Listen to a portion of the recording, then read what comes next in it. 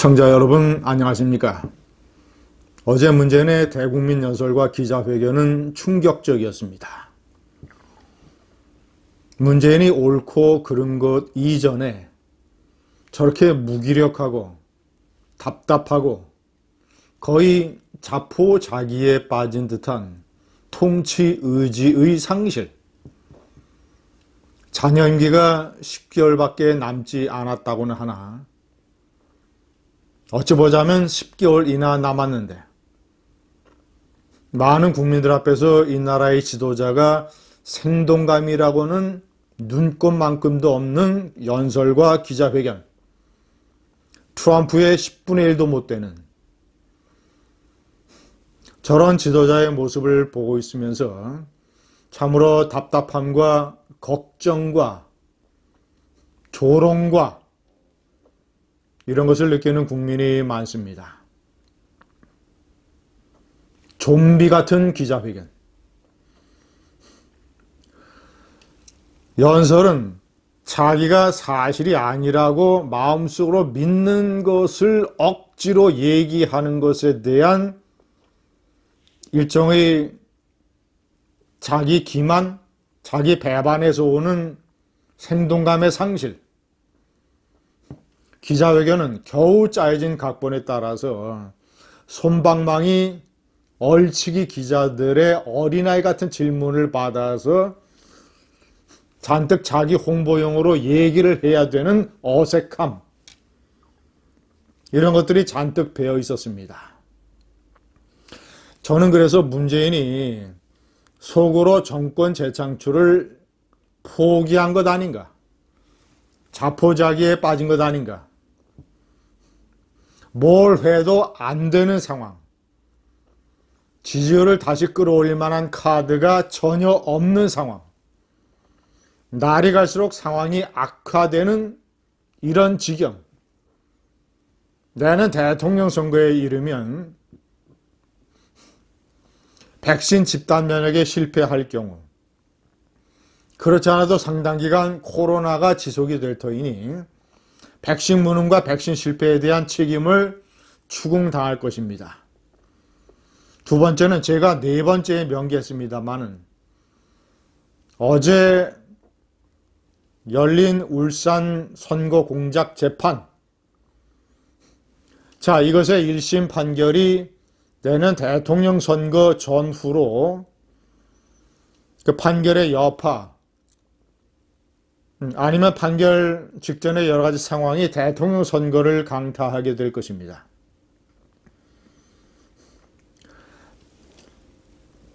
여권 주자 1위를 달리고 있는 이재명에 대한 피로감, 이낙연이 이제 그 무기력으로 인해서 거의 탈락하는 것 같고, 전세를 뒤엎을 만한 차기 주자가 마땅한 사람이 없는 것, 1위를 달리고 있는 이재명은 자신과 가장 불편한 관계에 있는 후보라는 것, 천신만고 끝에 이재명이 정권을 잡더라도 상당 부분 문재인이 부정될 것이라는 것,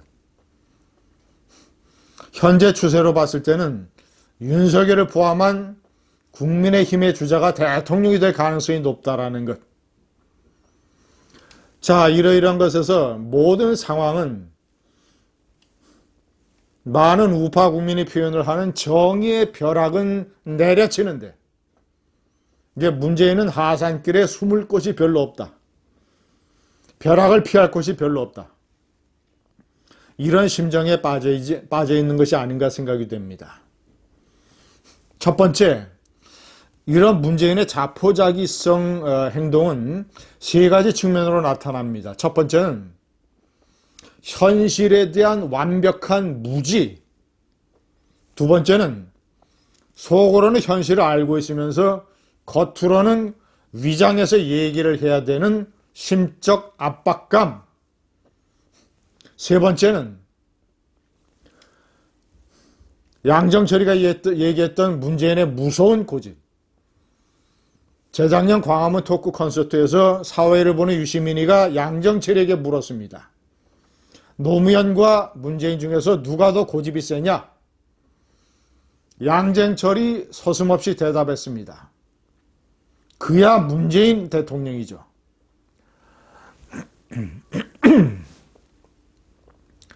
잘못된 고집, 노무현보다 센 고집으로 잘못된 일을 몰고 나가는 부동산 정책에서 보듯이 이런 세 가지 방향으로 자포자기 문재인이 나타나게 됩니다.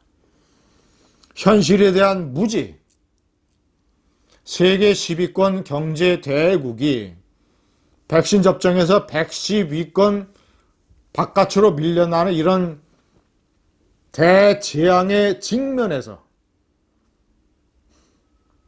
많은 자영업자들의 피눈물이 계속 땅을 적시고 있는데 백신은 도입 계획과 접종률, 접종 진행 상황, 그리고 집단 면역 예상 시기 이런 것에서 아무런 문제가 없다. 정당한 평가를 받아야 된다고 하는 핫바지에 바람 새는 소리를 했던 문재인.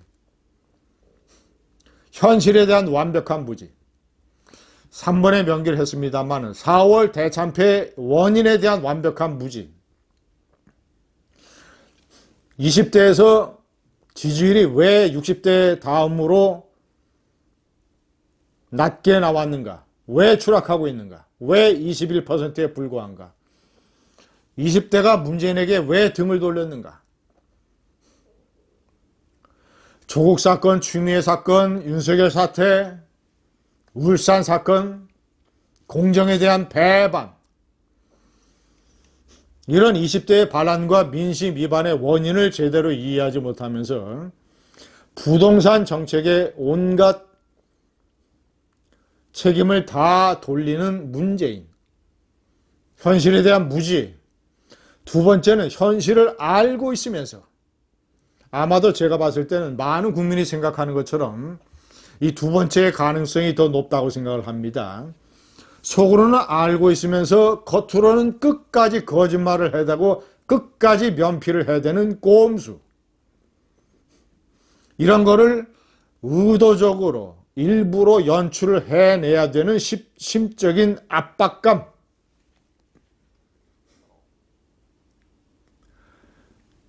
시청자 여러분, 문재인은 각종 경제지표를 인용을 해가면서 경제가 크게 회복되고 있고 이 모든 것이 국민의 덕분이라는 식으로 호도했습니다. 첫째는 수출이 크게 늘어나고 경제성장률은 3% 중반. 자, 이것도 현실로 보자면 미국의 예상되는 경제성장률 6%에 비하면 턱없이 작은 것입니다. 많은 G20 국가들이 지난해 경제가 마이너스였기 때문에 기저효과 때문에 올해 상당히 높은 경제성장률을 예고하고 있습니다.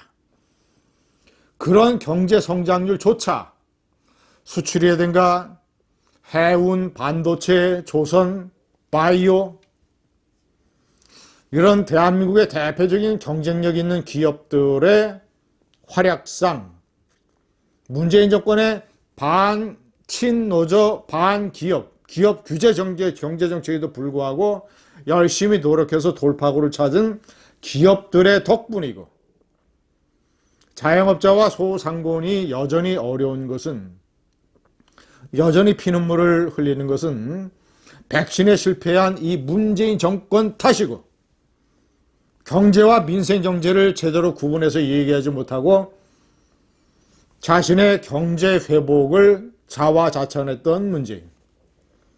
시청자 여러분, 이런 문재인에게, 추락하는 문재인에게 날개는 없습니다. 울산 사건은 때는 대통령 선거를 강타할 것입니다. 이성윤 중앙지검장이 기소돼서 서울중앙지검장이 피고인으로 남는 헌정사상 유례가 없는 사태가 벌어지고 있습니다. 이제 이성윤이가 그 자리를 버틸 수 있겠습니까?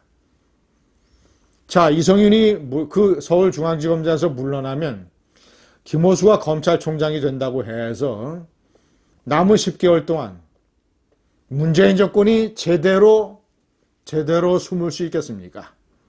무사할 수 있겠습니까? 김호수 가지고 되겠습니까? 문재인의 하산길에 도피처는 없습니다. 어제 대국민 연설과 기자회견의 무기력함은 이런 자포자기 문재인을 보여준 것 아닌가, 이런 생각이 듭니다. 감사합니다.